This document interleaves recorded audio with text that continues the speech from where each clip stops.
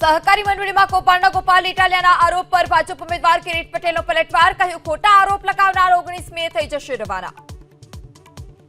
આવા બધા અલગ અલગ પાર્ટીના લોકો આવી અને જે ગુમરાહ કરી રહ્યા છે, આ બધા 19 તારીખે 6 વાગે બધા રવાના થઈ જવાના।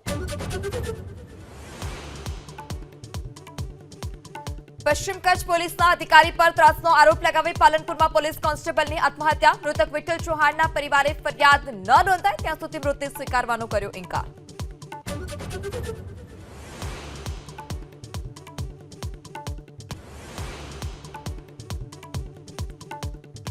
રાજકોટના ધોરાજીમાં જૂનાગઢ રોડની કામગીરી હલકી ગુણવત્તાની હોવાનો કોંગ્રેસનો આરોપ, તોરડિયા પાટિયા સુધી ડામરને બદલે કાંકરી નાખ્યાનો શહેર કોંગ્રેસ પ્રમુખનો આરોપ।